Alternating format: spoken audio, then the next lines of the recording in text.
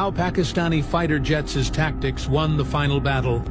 At dawn on May 7, 2025, against the backdrop of military skirmishes between India and Pakistan. The world was shocked by the news that Pakistani fighter jets had shot down 5 Indian fighter jets. The entire world wondered how Pakistan was able to win, despite the theoretical superiority of advanced Indian fighter jets. Today, we will discuss the clever tactics employed by Pakistani fighters to overcome the technological superiority of Indian aircraft. First, we will discuss the Indian Air Formation, consisting of the Falcon Command and Control aircraft, the ALW 2090. This is an early warning aircraft with a detection range of up to 500 kilometers. Its mission is not to fight, but rather to track targets, manage the battlefield, and direct Indian fighters toward Pakistani fighters. The rest of the terrifying Indian Air Formation consists of heavy fighters, such as the Su-30, and multi-role fighters, such as the Rafale and MiG-29. The Pakistani Air Formation is the smartest and most integrated. The backbone was based on 2 Chinese fighters, the JF-17 and the J-10C, with the rearmost ones, early warning and command aircraft such as the Saab 2000. The Pakistani plan was based on a calculated lure of Indian fighters into a meticulously prepared ambush. They were prepared and awaited the enemy Indian fighters by monitoring their departure early. Once the Indian aircraft were spotted, taking off from their bases, the Pakistani fighters began moving quickly to reach the pre-planned ambush points.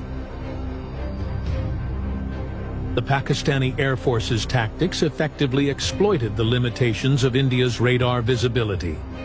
Pakistan has a good understanding of the capabilities of Indian early warning aircraft, which can detect any aircraft from a range of up to 500 kilometers, but only if the aircraft are at a high altitude and in open air.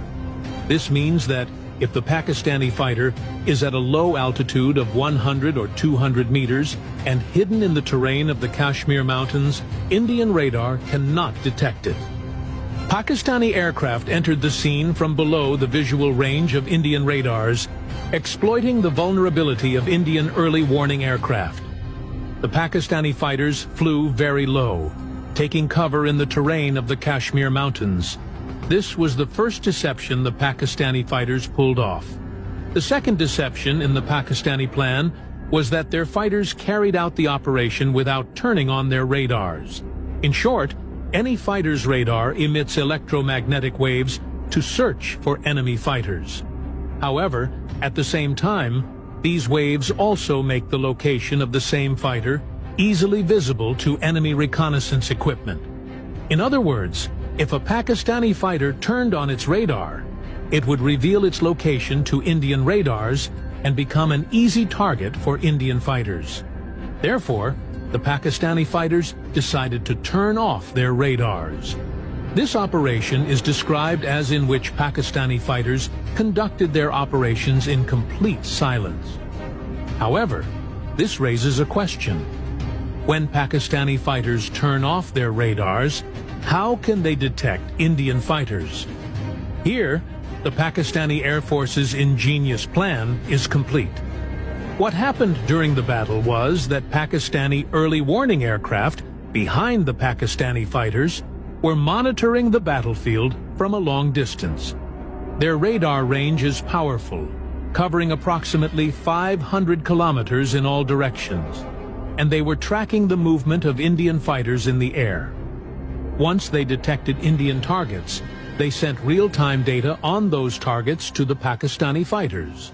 Consequently, the Pakistani fighters did not need to turn on their radars, as they were essentially informed of the locations of the Indian fighters and the entire battlefield by the early warning aircraft operating in the rear. Here, the Pakistani fighter jet played a crucial role in hitting the enemy target. The original version of the missile, the PL-15, has a range of 300 kilometers, while the export version used by Pakistan has a range of 150 kilometers. One of the missile's advantages is that it can be launched from a fighter with its radar turned off. This also raises the question of how to guide a missile toward a target from a fighter with its radar turned off. The answer will also come from early warning aircraft, which transmit data on the location of Indian fighters to the Pakistani fighter, which in turn stores the coordinates of the enemy target in the missile before launch. After launching, the missile determines its path toward the target using an internal navigation system. During its flight, the target data is updated through a data link between the missile and the early warning aircraft. When the missile reaches a close range of the target, it turns on its radar and begins the target detection phase, the Indian fighter, in order to accurately hit it. One of the expected scenarios for the Pakistani plan is that one of the Pakistani aircraft advanced in front of the squadron to show itself to the Indian fighter jets, forcing the Indian fighter jets to turn on their radars so they could accurately locate and target the Pakistani fighter. At the same time, the Indian fighter jets' location was revealed as soon as they turned on their radars. At that moment, the Pakistani J-10C fighter jet was in the rear, waiting for Indian fighter data from Pakistani early warning aircraft. When the target was identified, the Pakistani fighter launched its missiles at the Indian fighters. Ultimately, the Indian fighters entered the battle with arrogance, taking into account their advanced fighter aircraft. However, what the Indian fighters failed to take into account was the Pakistanis' high level of preparedness in terms of stealth and networked guidance, not for direct engagement or air control. The Indian fighters were flying high, while the Pakistani fighters were quietly flying at extremely low altitudes. Ultimately, the Pakistanis were able to transform all their weaknesses into strengths. Even the less advanced fighters, when integrated into the combat system efficiently and effectively, became a source of strength.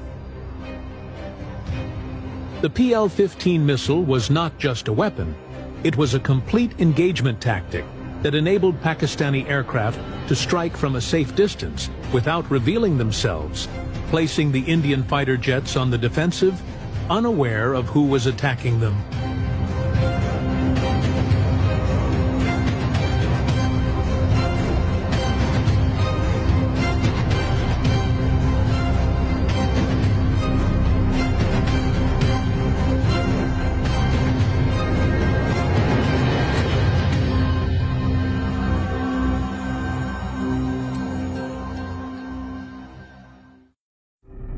How Pakistani